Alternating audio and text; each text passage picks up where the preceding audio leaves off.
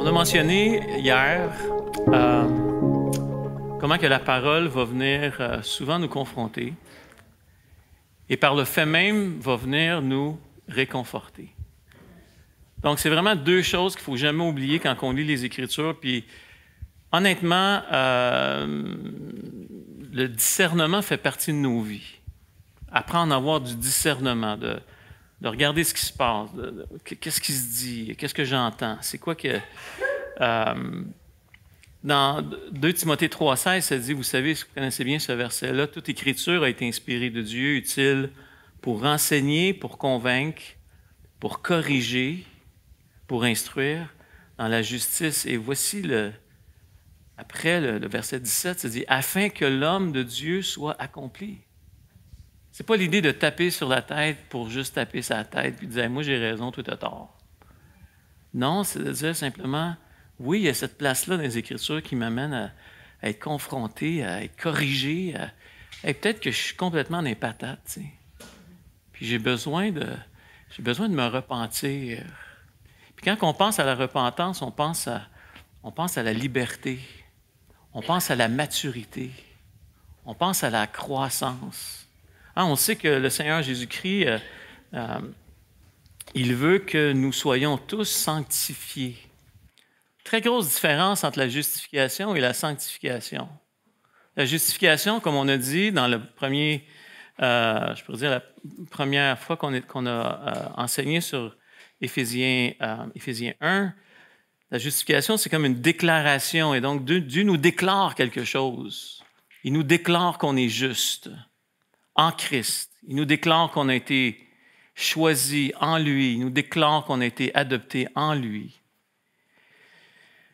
Donc, c'est vraiment le fondement de l'unité commence avec ça, commence avec l'idée que Dieu pourvoit premièrement à tout ce qu'il me demande. Tu peux écrire ça dans votre bloc-notes. Dieu pourvoit à tout ce qu'il me demande, continuellement.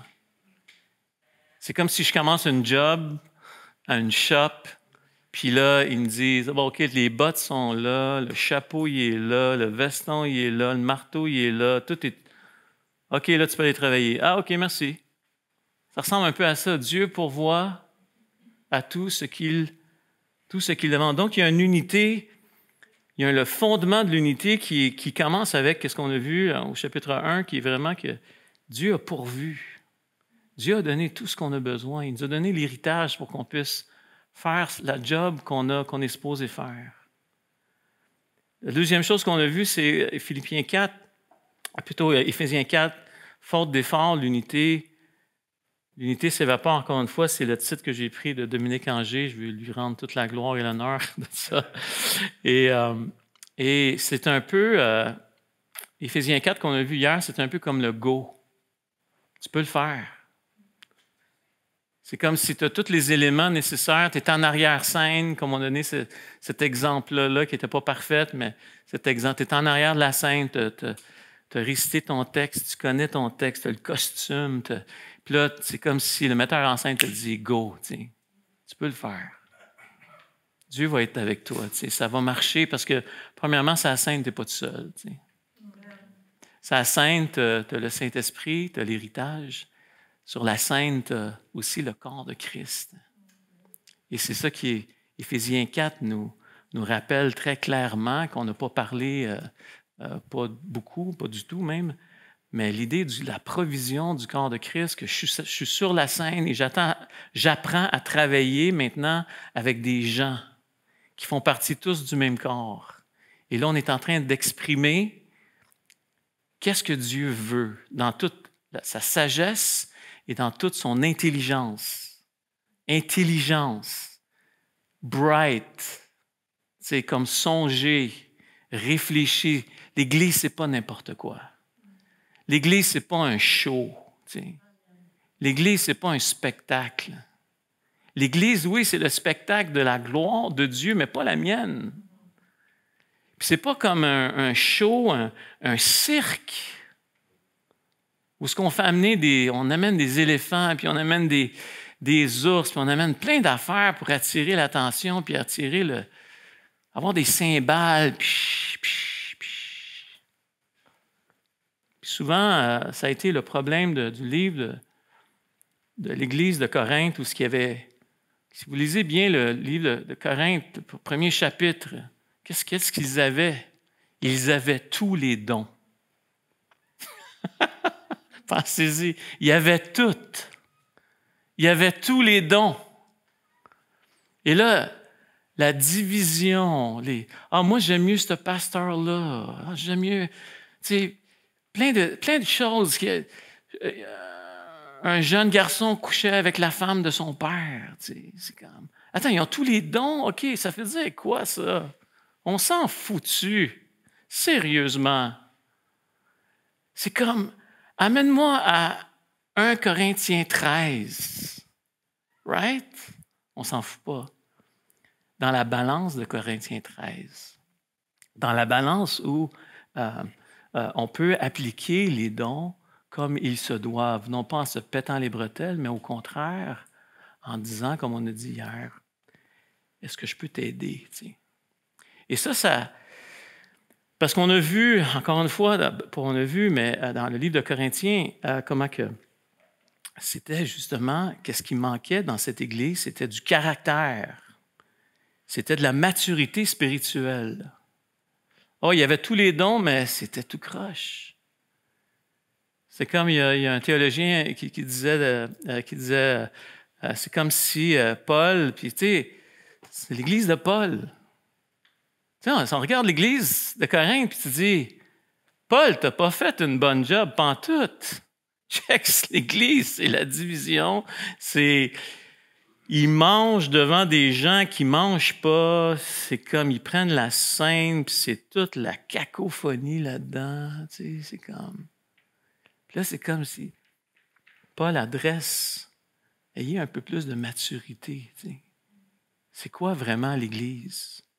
L'Église, ça se résume en, je vais apprendre à faire le bien, je vais apprendre à donner ma vie, je vais apprendre à fermer ma bouche des fois et à endurer, à supporter les uns et les autres.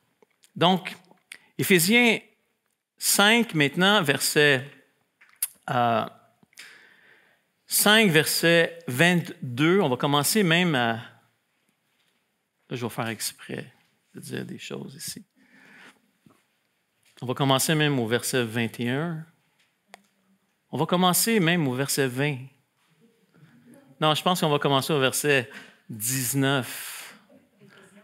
Non, je pense qu'on va commencer au verset 18. OK, je vais arrêter à 17. OK, on va commencer à 17. C'est pourquoi ne soyez pas inconsidérés, mais comprenez quelle est la volonté du Seigneur. Non pas la mienne. Non pas ce que je pense qu'on devrait faire, mais de mettre à genoux et de dire, Seigneur, c'est quoi ta volonté? Verset 18, ne vous enivrez pas de vin, c'est de la débauche, mais soyez au contraire remplis de l'Esprit. Soyez pas remplis d'une autre source que celle du Saint-Esprit qui est d'aimer, qui est de donner sa vie, qui est de livrer sa vie pour l'autre. Entretenez-vous, comment je fais ça? Entretenez-vous par des psaumes, par des hymnes, par des cantiques spirituels, chantant et célébrant de tout votre cœur les louanges du Seigneur. Je me présente, Romains 12, je me présente pour entendre les Écritures, pour le renouvellement de l'intelligence à tous les jours comme ma nourriture spirituelle, et je célèbre Dieu, je lui donne toute la gloire. Je suis vraiment comme reconnaissant devant Dieu. Au verset 20, rendez continuellement grâce pour toutes choses. Pourquoi toutes choses? Parce que Dieu est au-dessus de toutes choses. Parce que Dieu nous a donné sa grâce pour toutes les situations de nos vies. Parce que oui, il va y avoir des épreuves dans des diverses épreuves dans ma vie. Puis ça, c'est assuré dans chacune de nos vies. Mais dans toutes ces choses, parce que Dieu est au-dessus, puis qu'il y a un plan, puis que je suis dans l'avion. Et puis, ça va pas bien des fois dans l'avion, mais je suis dans l'avion. Amen. Je fais partie, je suis adopté, je suis choisi. Right? Au nom du Seigneur Jésus-Christ, donc, vous soumettant, que c'est beau, vous soumettant les uns aux autres dans la crainte de Christ. Femmes, soyez soumises à vos maris comme au Seigneur, car le mari est le chef de la femme. Virgule. Comme Christ est le chef de l'Église, qui est son corps et dont il est le Sauveur. Le Sauveur. Or, de même que l'Église est soumise à Christ, les femmes aussi doivent l'être à leur mari en toutes choses. En toutes choses. Sachant que Dieu est au-dessus de toutes choses. Marie, aimez vos femmes comme Christ a aimé l'Église et s'est livré. Quelle tâche incroyable! Il s'est livré lui-même pour elle, afin de la sanctifier par la parole, après l'avoir purifiée par le baptême d'eau, afin de faire paraître devant lui cette Église glorieuse, sans tache, ni ride, ni rien de semblable, mais sainte et irrépréhensible. C'est ainsi que les maris doivent aimer leur femme comme leur propre corps. Celui qui aime sa femme s'aime lui-même, car jamais personne n'a haï sa propre chair, mais il la nourrit et en prend soin, comme Christ le fait pour l'Église. Parce que nous sommes membres de son corps, c'est pourquoi l'homme quittera son père et sa mère, s'attachera à sa femme, et les deux deviendront une seule chair. Ce mystère est grand. Je dis cela par rapport à Christ et à l'Église. Du reste,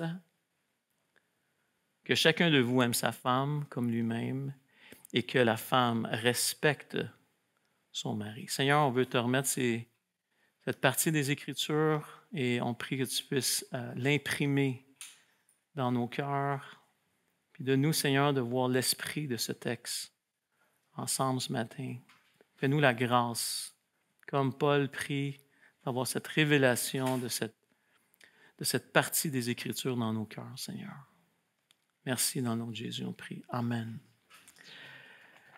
Un jour, je suis allé dans une conférence de couple et puis, vous savez, hein, on a tous été, on peut dire, c'était une conférence aujourd'hui et là, je suis dans cette conférence-là, puis c'était super bon, c'était très encourageant, c'était très édifiant et tout ça.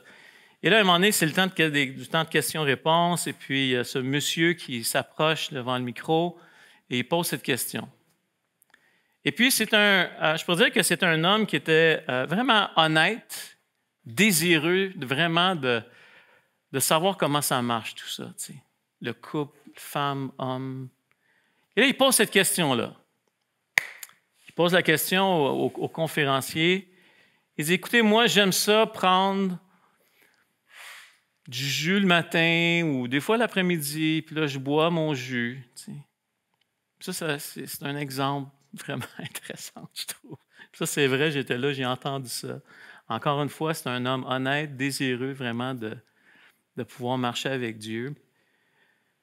Puis là, il me dit, moi, je bois mes verres de jus des fois, puis des fois, il en reste comme un quart ou il en reste la demi. Tu sais. Puis qu'est-ce que je fais? Bien, j'ouvre la porte du frigidaire, je mets ça dans la porte du frigidaire, puis je le mets là, puis dans le courant de la journée ou le lendemain ou l'autre lendemain, je vais le prendre, puis je vais le boire. Tu sais, c'est ça. Fait que là, il dit, à un moment donné, ça s'accumule. Tu sais, j'en prends un, puis là, je le mets là, puis là, je l'oublie, puis là, ben, j'en prends un autre, puis là, je le mets là, puis je l'oublie, puis là, il y en a 3, 4, 5 verres dans la porte, puis c'est pas plus grave que ça. T'sais. Puis là, il explique ça à tout le monde. On est peut-être 200 personnes.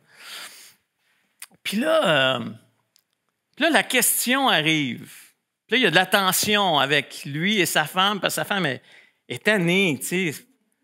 Finis-les tes verres ou jette-les, fais quelque chose. Puis là, il y a vraiment une tension. T'sais. Puis lui, sa question, c'est qui doit mourir en premier, tu sais? C'est-tu moi ou c'est ma femme? C'est-tu moi qui dois dire non, regarde, moi, je suis le chef malgré tout. Alors, et la parole est quand même claire, soumets-toi. Attends, j'ai pas fini. Il est là, c'est juste le début, OK? On est supposé finir à quelle heure? À quelle heure qu'on est supposé finir? Non. OK. Attache ta tuque.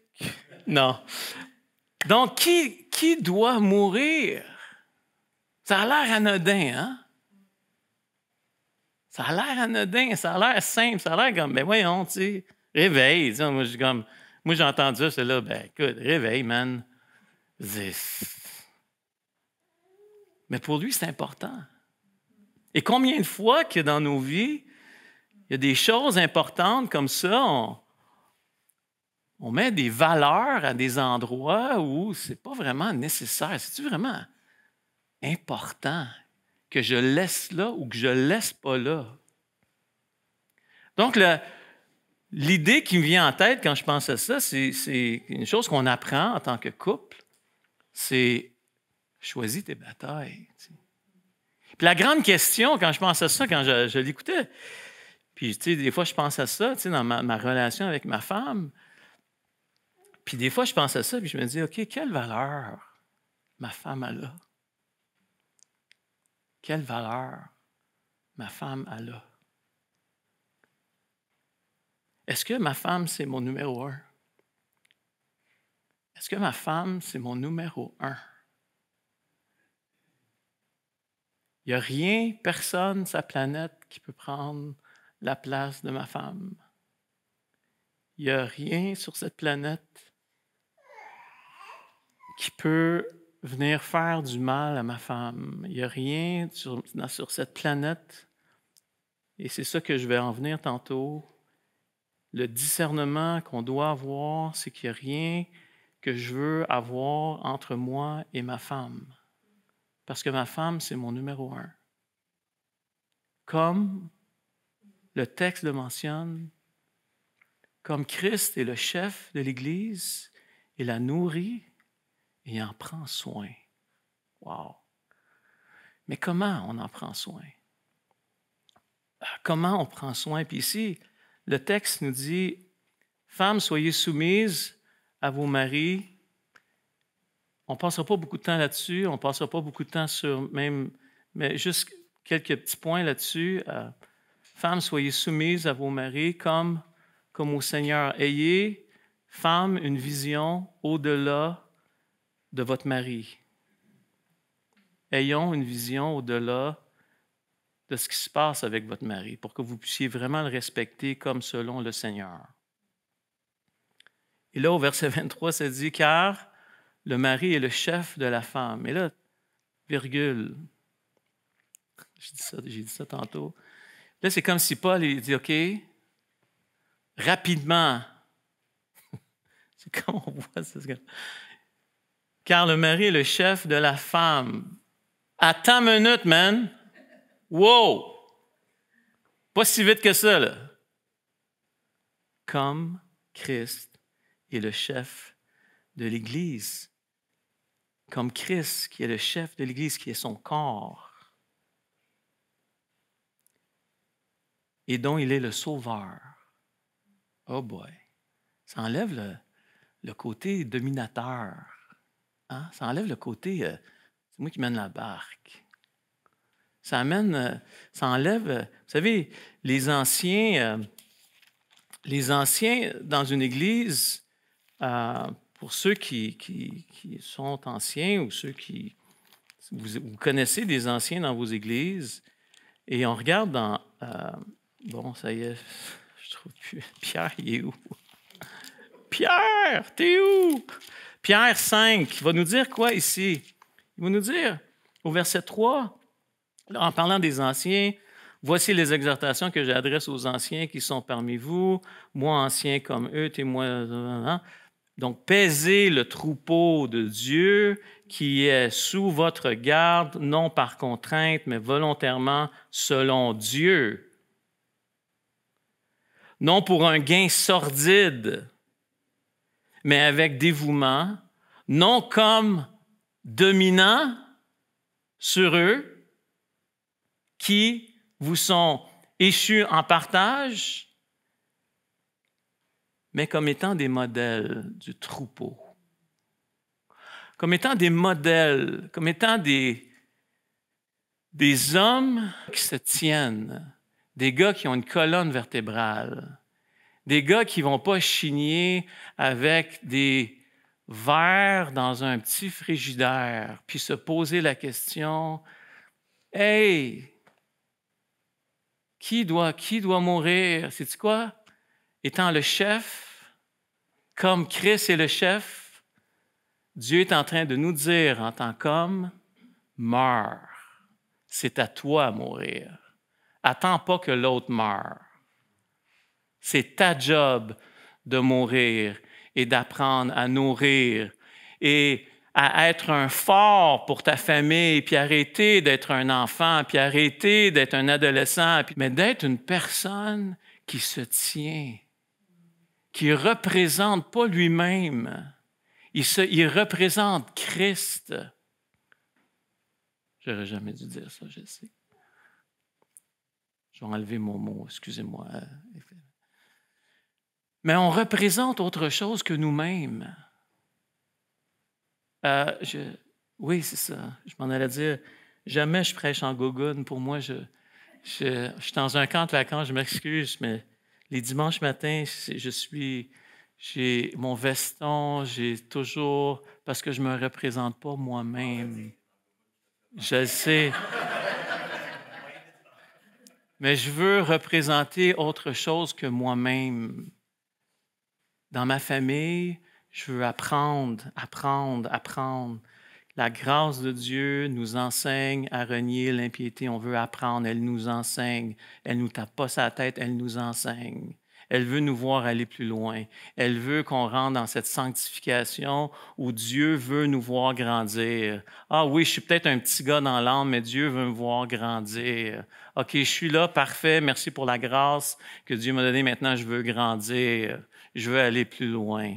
J'ai pas de plus grande joie que de voir mes enfants marcher dans la vérité. Right? Et donc ici, le verset 23, « Car le mari est le chef donc de la femme, comme Christ est le chef de l'Église qui est son corps et dont il est donc le sauveur. » Est-ce que je suis le sauveur de ma famille? Je suis le représentant de ma famille. Et oui, je vais être le sauveur de ma famille. Oui, je vais avoir cette parole, comme on dit hier, que je vais marcher dans cette position en Christ. Je vais apprendre à marcher dans cette position-là et je vais dire, je peux-tu t'aider? C'est quoi la différence entre aimer de la pizza et aimer ta femme? Quelle est la différence entre aimer une pizza et aimer ta femme? Y a-t-il une différence?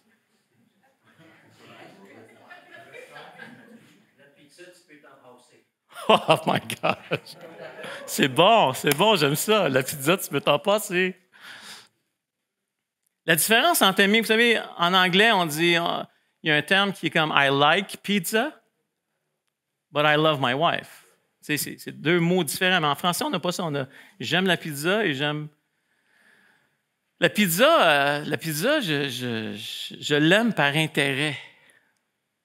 Elle me rapporte quelque chose.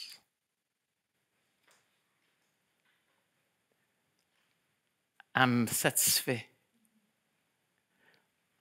J'aime ma femme. Moi, j'aime ma femme maintenant. Dieu prouve son amour envers moi parce que lorsque j'étais un pécheur, il a donné sa vie pour moi. Et donc, ma femme, moi, je ne l'aime pas par intérêt. Je l'aime et je vais donner ma vie pour elle. Deux choses vraiment différentes. C'est quoi la différence entre un petit gars, un homme ado dans sa tête et un homme qui a une colonne? Il a compris une chose simple. Je veux apprendre à aimer ma femme, à donner ma vie pour elle, à la nourrir, à ne pas dire n'importe quoi. Je suis posé de la nourrir dans le sens où je dois lui rappeler qu'elle est blanche comme de la neige. que Dieu a fait un travail dans sa vie qui est comme, mais, peu importe ce que moi je peux penser, ce que je peux voir, elle est blanche comme de la neige, c'est ça que Dieu, elle est maintenant adoptée, elle est maintenant reçue, elle est lavée par le sang de l'agneau. Et moi, ma parole maintenant, édifier ma femme, c'est d'édifier ma femme dans le sens de ce que Christ, de lui rappeler ce que Christ a fait pour elle. Et ça, on est tous en apprentissage là-dedans. On est tous en apprentissage là-dedans. Or, même au verset 24, « Or, de même que l'Église est soumise à Christ, les femmes aussi doivent l'être à leur mari en toutes choses, encore une fois. » Et là, on entend ça, « Wow, c'est cool. » Et là, tout de suite après encore, au verset 25, il va dire, « Marie, aimez vos femmes comme Christ a aimé l'Église et s'est livré lui-même pour elle. » Wow! Pizza, femme, il s'est livré lui-même. Donne-moi plus. Tu ne m'en donnes pas assez, tu devrais m'en donner plus. Non. Moi, relation avec Dieu, j'apprends à donner plus à ma femme. Je cherche pas mon intérêt, j'apprends à chercher son intérêt. J'apprends à lui dire, est-ce que je peux t'aider? Au verset 30, je vais sauter tout de suite au verset 31 parce que le temps passe. J'ai jusqu'à quelle heure? Excusez-moi, je suis un peu... 11h30, 11h20? OK, cool. Au verset 31, ça nous dit, c'est pourquoi, encore une fois, là, on rentre dans le mystère. Encore une fois, je veux juste comme... vous dire que c'est pas évident, tout ça. C'est pas évident. Des fois, on est comme... On ne sait pas comment faire. On ne sait pas comment réagir. On sait pas... C'est pour ça que, au début, Dieu il nous partage son plan à travers la sagesse et à travers l'intelligence. Voici l'intelligence que Dieu nous donne. C'est pourquoi l'homme quittera son père et sa mère et s'attachera à sa femme et les deux deviendront une seule chair. Et combien de fois que c'est un beau verset, hein? C'est beau, hein? C'est peace and love. Ils vont devenir une seule chair, c'est cool, wow. On va vivre heureux jusqu'à la fin de nos jours. Mais c'est pas ça qui se passe. Tu te dis, pourquoi que ça se passe pas? Comment ça se fait quand le texte me dit on va devenir une seule chair? J'ai pas l'impression d'être une seule chair avec ma femme. On est tout le temps en train de se battre. On est tout le temps en train de... Non, je veux pas que tu le mettes là, ton verre, je veux que tu le mettes là. Non, moi, je veux le mettre là, mon verre. Puis là, c'est comme toujours un genre de... Ça marche pas. Comment je fais? Et là, il va dire, ce mystère est grand. Cette unité-là, ce mystère qu'on a parlé au début, qui était quelque chose maintenant qui est dévoilé. Maintenant, Dieu nous donne des outils pour pouvoir discerner qu'est-ce qui nous sépare.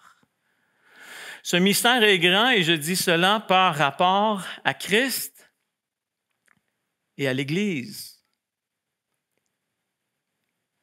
Qu'est-ce que Christ a fait pour l'Église? Qu'est-ce que Christ a fait pour chacun de nous? Il s'est donné pour nous et qu'est-ce qu'il a fait? C'est qu'il a enlevé toutes les choses qui nous empêchaient d'être un avec lui. Et ce matin, je voulais, dans les 20 minutes qui restent, je vais vous donner le cours 101 du discernement de ce qui nous divise. Le cours 101 qu'on donne dans la préparation mariage. Vous savez, dans le temps de la pandémie, qu'est-ce qui s'est passé? En tout cas, à notre Église, c'était ça. On s'est dit au début, on a parlé un peu de ça hier, il y a la polarisation, il y a les pour, les contre, les vaccins, patati patata. Nous, on s'est dit, dans le conseil, on s'est dit, OK, on va se concentrer sur les essentiels de la foi. On va prendre ce train-là, puis c'est ça qu'on va enseigner. Puis là, c'est comme si on est revenu à, OK, on ne fait plus l'Église comme on faisait avant, on ne fait plus ça d'une façon... Ça ne fonctionnait plus, on ne se rencontrait plus ensemble, c'était très complexe. Hein? Tout ça, Et là, c'est comme si il fallait qu'on ramène ça à Christ. C'est comme s'il fallait qu'on ramène l'Église, puis les difficultés que les gens avaient. Et là, on voulait ramener l'essentiel, et c'est ça que je veux parler. Il n'y a rien de mieux que de retourner aux essentiels. C'est pareil comme, vous savez, à toutes les années, ceux qui jouent au baseball, ils s'en vont en Floride, puis ils vont faire le camp d'entraînement, right, au printemps. Puis qu'est-ce qu'ils font? Ils pratiquent tous les essentiels. Comment attraper une balle, comment la frapper, comment courir, comment slider. Comment slider? Glisser au but, right? Donc, ils reviennent aux essentiels pour qu'après ça, la game commence. Tout le monde est bien rodé. On a les essentiels. Comment attraper une balle? On va faire ça. On veut, si tu ne sais pas attraper une balle au baseball, ben que tu gagnes 2 millions de dollars, là, ça ne vaut pas grand-chose. Right? Donc, les essentiels de le discernement. Le discernement de ce qui nous divise. Qu'est-ce qui pourrait nous diviser dans un couple? Moi, quand je fais de la préparation au mariage, moi et ma femme, on a fait pas mal. Et je prends toujours ce verset-là, et les deux deviendront une seule chair. La chose sur quoi qu'on va travailler pendant 6 semaines, pendant 6 rencontres, c'est ça ici. Les deux deviendront une seule chair. Le monde, mon passé, ma famille, mes enfants, l'argent, va toujours, pendant toute ma vie, venir entre moi et ma femme. Et je vais juste lire un verset, encore une fois par rapport aux anciens, mais vous allez comprendre. Dans Actes 20, verset 28, vous connaissez pour certains ce verset. « Prenez donc garde à vous-même et à tout le troupeau. » Donc, il parle encore, Paul, il s'en va là, bientôt. Et là, il laisse comme une recommandation aux disciples qui sont là. « Prenez donc garde à vous-même et à tout le troupeau sur lequel le Saint-Esprit vous a établi évêque pour paître, encore une fois, l'Église du Seigneur qu'il s'est acquise par son propre sang. » Et là, qu'est-ce qu'il va leur dire au verset 29? « Je sais qu'il s'introduira parmi vous, après mon départ, des loups cruels qui n'épargneront pas le troupeau. » Donc, la recommandation que Paul est en train de faire, c'est « prends soin du troupeau, mais watch out ». T'es mieux d'être ferré dans les Écritures parce qu'il va y avoir des gens qui vont arriver, puis ça va être vraiment twisté, ça va être vraiment comme... ça paraîtra pas trop au début, tu sais, puis ils vont s'infiltrer, puis ils vont commencer à dire des choses, puis là, ils vont détacher les gens, ils vont mettre du poids sur la vie des gens. Et là, si tu es prêt à discerner ça, là, encore une fois, l'Église, ce n'est pas le peace and love, tout le monde s'aime, on est beau, on est fin.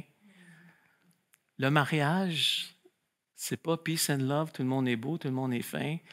Puis quand tu me satisferas plus, ben là, ça ne marche plus, je m'en vais. Non, c'est pas comme ça que ça marche. Donc, qu'est-ce qui va nous séparer? Je vais vous donner quelques points que j'ai mentionnés tantôt rapidement, mais la première chose qu'on regarde dans la préparation au mariage, qu'est-ce qui pourrait nous diviser en tant que couple? L'arrière-plan personnel. Donc, qu'est-ce que j'ai vécu dans le passé? Souvent, les gens veulent se marier et là, on fait un genre de overview d'où tu viens, de qu'est-ce qui t'est arrivé dans ta jeunesse, qu'est-ce qui s'est passé. Parce qu'une chose qui est garantie, c'est que ton passé, il va se ramasser dans ton présent. Et c'est toujours ça qui se passe. Le passé se ramasse toujours dans le présent. Et si je mets mon passé en dessous du tapis, là, je ne suis pas en train de je veux pas faire une analyse complète de mon passé. Non, je veux juste, OK, ça c'est là, ça c'est arrivé, maintenant, OK, maintenant je sais que c'est arrivé, je sais que ça peut m'affecter. Maintenant, j'ai une place où je peux l'amener à Dieu, puis quand que je sens que je commence à être insécure ou quand je commence si j'ai été abusé d'une façon ou d'une autre, moi, personnellement, j'ai été abusé quand j'avais 12 ans. Et quand que je sentais dans mon mariage que ça m'affectait un peu, qu'est-ce que je faisais? Bien, j'arrêtais tout dans ma tête et puis j'allais à Dieu. Et puis je me rappelais ma position en Christ, je me rappelais qu'est-ce que Dieu avait fait pour moi. Je me rappelais qu'il m'aimait non pas par intérêt personnel, mais qu'il avait donné sa vie pour moi, qui était un père qui m'aimait, qui voulait me sauver dans mes temps de difficulté. Donc, quand cet arrière, au moins je le sais, je m'en viens avec ça dans le mariage, pas juste moi qui le sais, mais mon conjoint, ma conjointe le sait. Et donc, maintenant, qu'est-ce qu'on peut faire? On le sait, donc, quand ça arrive, quand il y a des turbulences, quand il y a de la pression, puis là, il y a des choses qui remontent, OK, on le sait ensemble. Et là, on se dit, ça ne nous divisera pas notre passé si on accepte de marier ce garçon-là ou cette fille-là. On est en connaissance de cause. Et maintenant, dans notre mariage, on a un sauveur. Mon arrière-plan familial aussi peut venir séparer le couple facilement à la façon que j'ai été élevé, de la façon que mes parents m'ont instruit, de la façon que j'ai été peut-être barouetté d'une famille à l'autre. Mon arrière-plan familial est très important pour ça, pour pouvoir discerner aujourd'hui qu'est-ce qui va me séparer entre moi et ma femme. Qu'est-ce qui peut nous séparer aussi? C'est une mauvaise communication. C'est pas clair. On shoot des affaires. Moi, des fois, on est à la table, il y a beaucoup de pression, on vit des trucs intenses au niveau de l'Église. On fait une revivisation de l'Église, une réimplantation. Il y a beaucoup d'enjeux là-dedans. Et là, des fois, dans la petite communication, ma femme veut quelque chose, puis moi, ça ne me tente pas de parler de ça. Puis là, je garoche n'importe quoi. Puis là, ça amène une tension. Puis là, c'est comme... La communication peut effectivement diviser, peut effectivement venir mettre des séparations pendant un temps. Encore une fois, tout vient à la valeur que je mets à ma femme. Si je m'en fous, pas grave. Et si je suis dans un état, peut-être pour certains, que je m'en fous, je me suis assez fait brûler dans le passé, que j'ai plus confiance, bien, il va falloir qu'à un moment donné, je me dise, OK, Seigneur, il va falloir que tu viennes me rescaper dans la non-confiance que j'ai de mon conjoint. Parce que j'ai plus confiance, ça ne me tente plus. Et quand ça ne te tente plus, la communication n'est pas là, la sexualité n'est pas là, ça te dérange. Fais ce que tu veux, man. Et ça, c'est triste. Et donc, je veux voir ça si je suis nonchalant. Je veux voir ça si je suis rendu à un point dans ma tête de non-retour. Puis dire, attends une minute, on est mariés, on s'est engagés ensemble devant Dieu. Devant Dieu, ça veut dire, je m'engage avec l'autre personne devant Dieu, sachant que Dieu va être maintenant notre sauveur dans notre mariage, peu importe ce que je peux vivre. Donc, j'apprends dans ma communication, j'apprends à régler des choses. Si je ne communique pas, si je ne veux rien savoir ou si on communique mal, je veux apprendre à régler ça. Je veux apprendre à tasser les enfants de là. Je veux apprendre à dire, OK, on tasse les enfants, on tasse le bébé, on parlera quand que le bébé ne sera pas là, on parlera quand que les enfants ne seront pas là, on parlera quand que nos ados ne seront pas là. Mais il faut mettre ça, il faut s'entendre. Il faut s'entendre sur l'idée que présentement, on ne s'entend pas, puis on va prendre le temps de trouver un temps précis pour qu'on puisse s'asseoir et qu'on puisse juste jaser. Hey, moi, je me sens comme ça. Parce que la communication, tu sais, ça, c'est toutes des affaires que vous avez déjà entendues, right? La communication, s'il n'y a pas de communication, je veux dire, je me demande qu'est-ce qu'on fait là. Tu sais, je me demande. Puis l'idée, c'est que si je réalise ça, par exemple, qu'est-ce que je fais là? Il n'y a pas de communication. Donc, OK, le Seigneur va falloir que tu me donnes ta sagesse et ton intelligence pour que je puisse grandir. Je veux me rappeler de qui je suis en Christ. Mon identité ne vient pas de l'autre.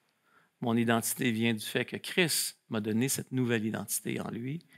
Je suis parfait en lui. Et donc, à partir de là, je peux communiquer. La sexualité, c'est la même chose. Qu'est-ce qui peut nous séparer? Je veux dire, On peut donner plein d'exemples là-dessus.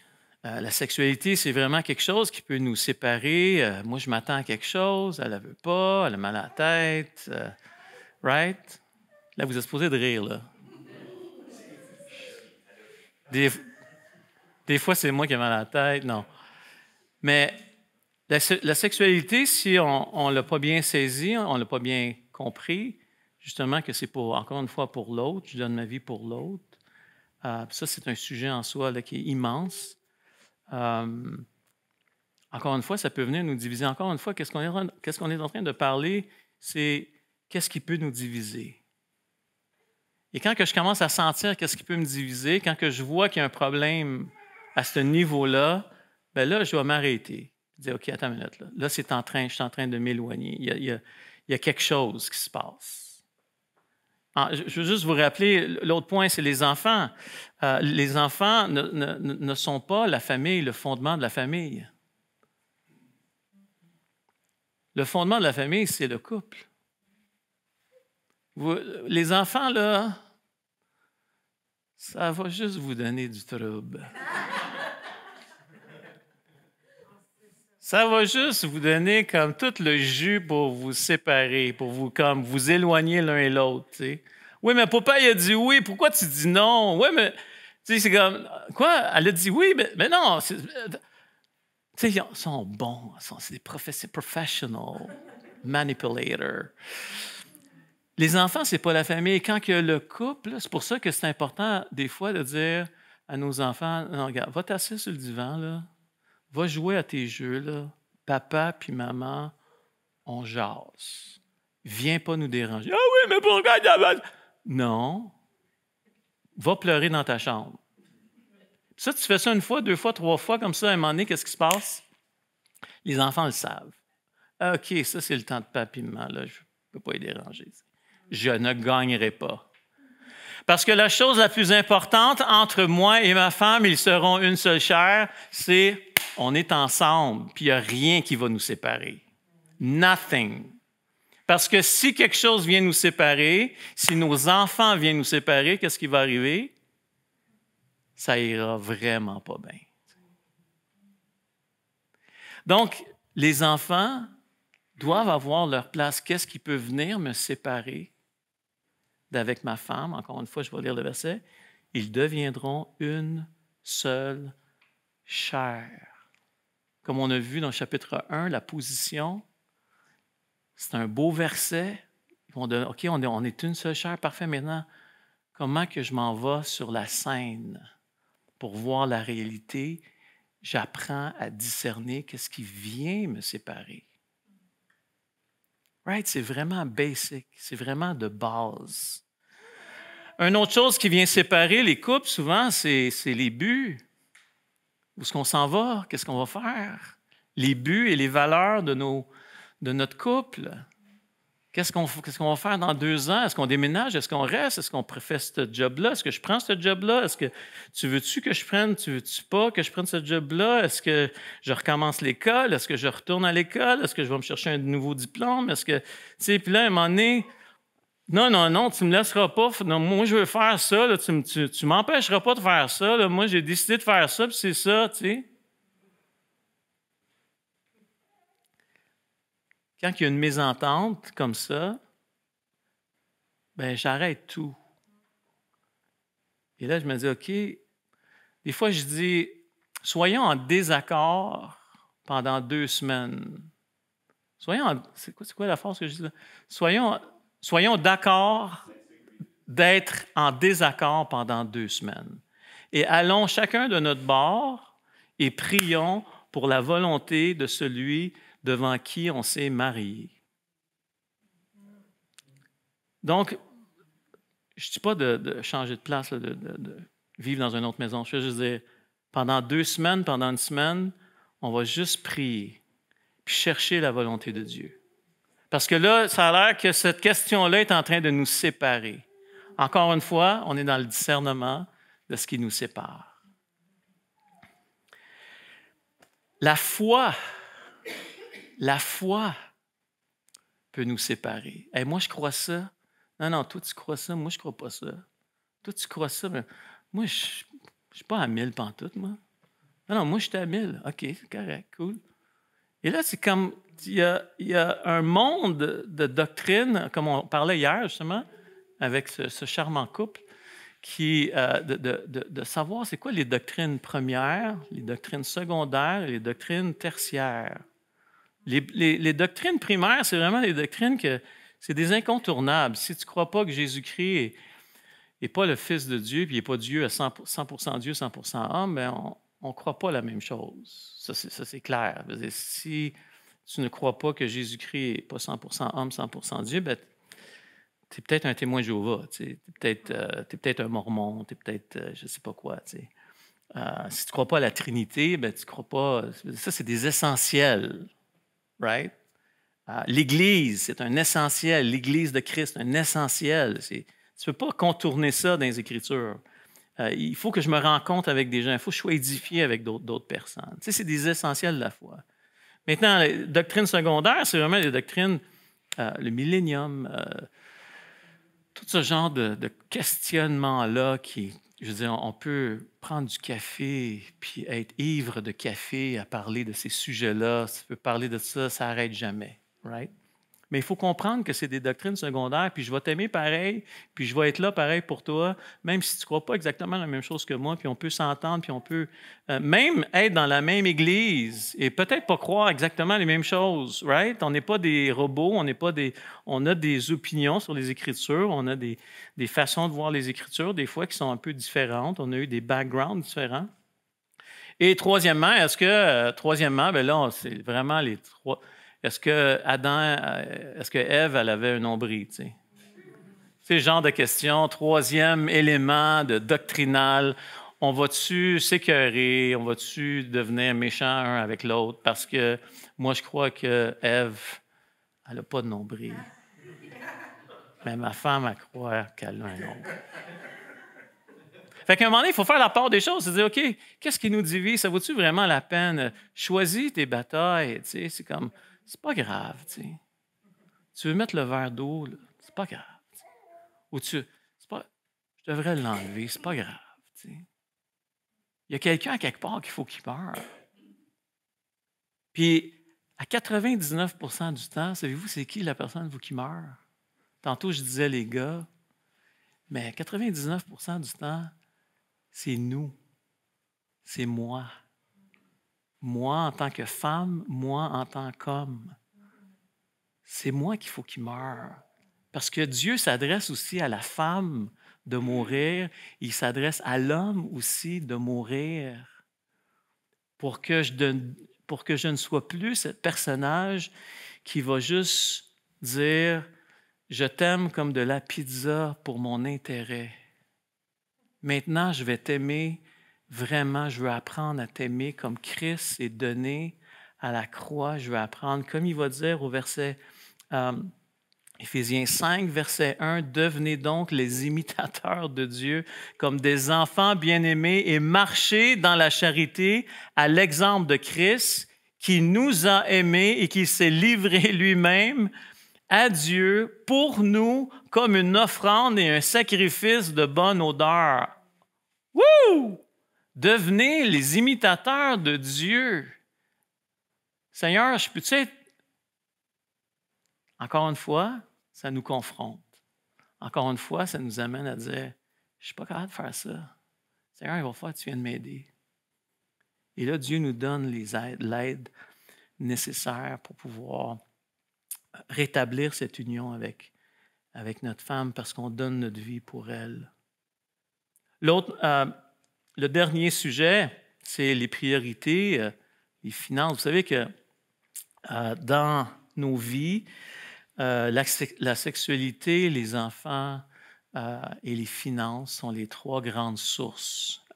Puis là, il y en avait d'autres que j'ai entendues cette semaine qui sont beaucoup plus de ce jour aujourd'hui, avec tout ce qui est Internet et tout ça.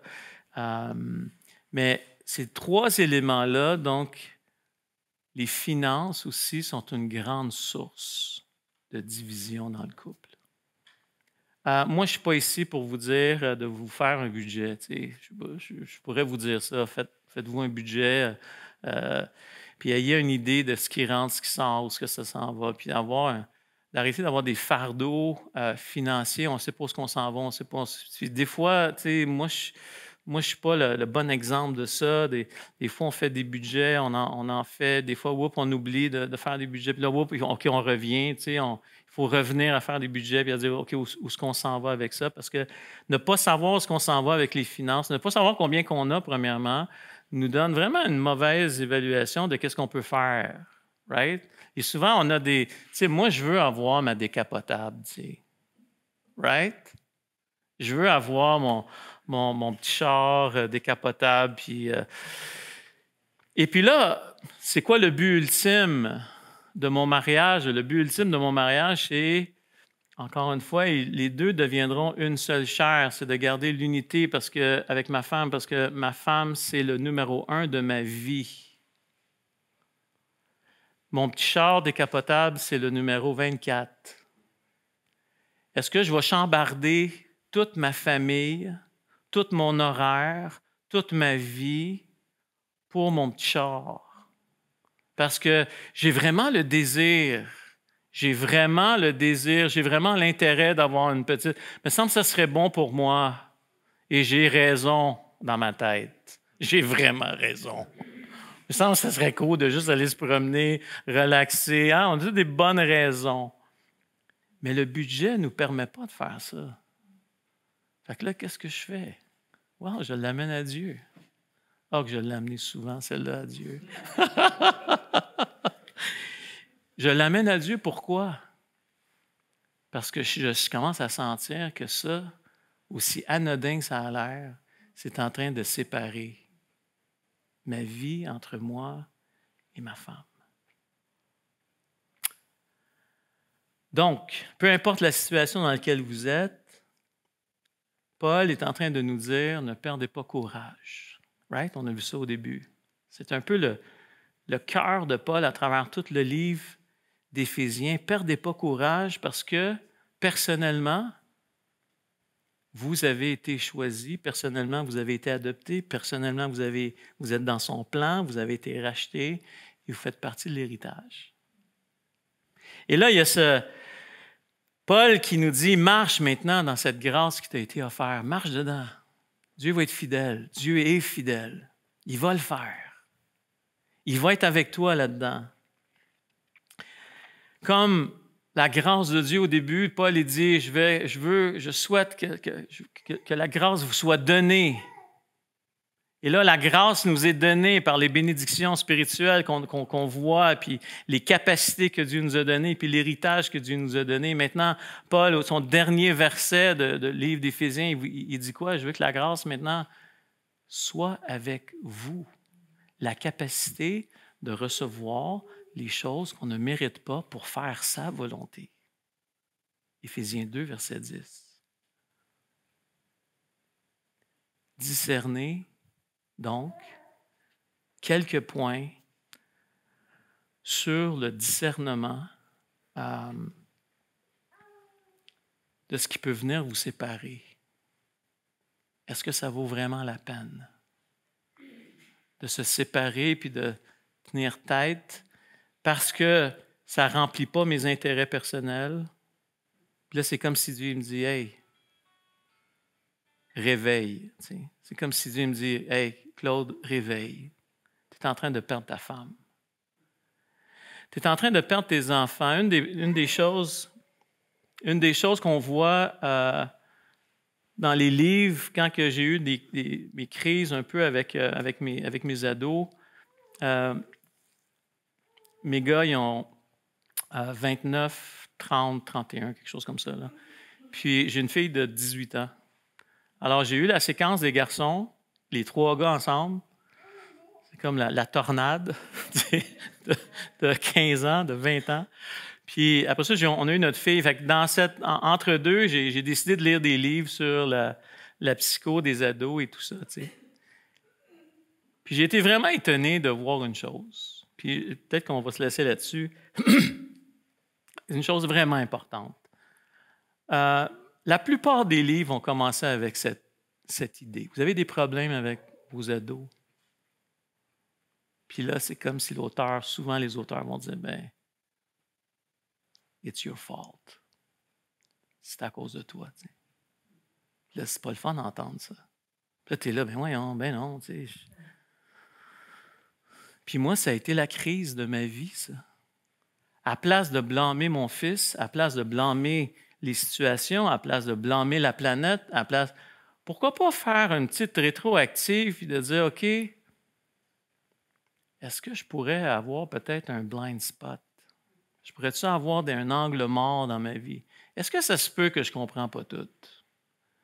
Est-ce que ça se pourrait que je pense que je comprends, mais dans le fond, je ne comprends pas vraiment? Puis mon gars, dans le fond, il veut juste sacrer son camp parce qu'il est tanné de me voir. Tu sais. Parce que la seule chose qu'il voit dans ma vie, c'est fais ci, fais ça, puis tu ne devrais pas faire ça, puis pourquoi tu fais ça de même, puis pourquoi tu. Puis là, je peux-tu comme juste arrêter et dire, OK, qu'est-ce que Christ fait? Well, il vient. On ne veut rien savoir, comme je disais vendredi soir. On ne veut absolument rien savoir. Lui, il dit, moi, je vais fermer ma bouche, puis je vais t'aimer où ce que tu es rendu, puis je vais mourir pour toi. Puis là, tu dis, un moment donné, je suis dans une chicane avec un de mes fils. Sa chambre n'est pas faite. Puis là, c'est tout le temps. Puis là, j'y demande. Ça fait 50 000 fois que j'y demande. Puis là, peux-tu juste faire ta chambre? T'sais? Puis là, il commence à être arrogant. Puis nanana. T'sais. Puis là, je suis comme, là, je me tais. T'sais. Puis là, je le regarde. Puis là, faites pas ça à la maison, s'il vous plaît. T'sais. Faites pas ça. Ça, c'est moi, là. C'est moi. Si vous voulez le faire, faites-le. C'est correct, là. Mais c'est juste l'idée, c'est comme, dans le fond, là, je le regarde, là, Alex. Sais-tu quoi? Je mourrais pour toi. Tu savais ça? Si tu serais à la table d'opération, là, puis il me demanderait mon cœur, je te le donnerais. Tu sais. Je veux pas t'écœurer. Tu sais. Je veux juste pas t'écœurer. Je veux juste que tu fasses ta chambre. Tu sais. C'est comme, je veux juste que tu vois mon cœur qui est comme. Je veux juste que ça aille bien. Tu sais. Je veux juste que je te donnerais ma vie. Tu sais. Ça, c'est comme. Ça, c'est comme. Ça, là, c'est. Là, il te regarde comme. Tu sais, vraiment, quand je me souviens de sa face, il me regarde. Puis là, j'avais les larmes aux yeux, tu sais. Puis, tu sais, je me rappelais, on a déjà failli le perdre aussi, notre garçon Alexandre, ça, c'est une autre histoire, là, mais, parce qu'il faut que j'arrête. Mais c'est ça, tu sais, c'est comme, je mourrais pour toi, tu sais. Fait que là, je reviens à notre texte. Puis je me rappelle, il faut que j'arrête. Les deux deviendront donc une seule chair. Ma femme, c'est la femme la plus précieuse. Il n'y a rien qui va passer au-devant de ma femme. Donc, je veux payer le prix pour pouvoir discerner qu'est-ce qui pourrait venir nous séparer. C'est comme, tu ne touches pas à ma femme. C'est comme, je suis méchant. C'est comme, et c'est comme acte 20, 28, 29. C'est comme des loups qui viennent. C'est comme tu gardes ta relation avec ta femme, la chose la plus précieuse, number one. Puis il n'y a rien qui va venir nous séparer. Tu sais. On veut être ensemble jusqu'à la fin. On veut voir Dieu agir dans notre couple. Puis c'est réel, je vous le dis, ça marche vraiment. Amen. Alors Seigneur, merci pour ce temps qu'on a eu ensemble en fin de semaine. Je te prie que tu puisses nous imbiber encore de ta parole, puis qu'on puisse relire durant la semaine peut-être ces textes-là, puis que tu puisses venir encore nous ancrer, Seigneur, dans cette réalité qu'on est tes enfants, qu'on est tes héritiers, puis de nous ancrer dans le fait qu'on peut marcher, qu'on peut maintenant être une manifestation de ton amour à travers nos vies, et de pouvoir discerner, avoir le discernement de qu'est-ce qui va venir nous séparer, Seigneur. Père, je te prie de nous donner ces réflexes dans nos vies, d'avoir ce discernement, de voir qu'est-ce qui vient nous séparer entre nous et notre femme ou notre conjointe. Seigneur, aide-nous, Père, je te prie, on vient devant toi pour que tu puisses nous aider, Seigneur. Alors, Père, merci dans le nom précieux de ton Fils, Jésus-Christ. Amen.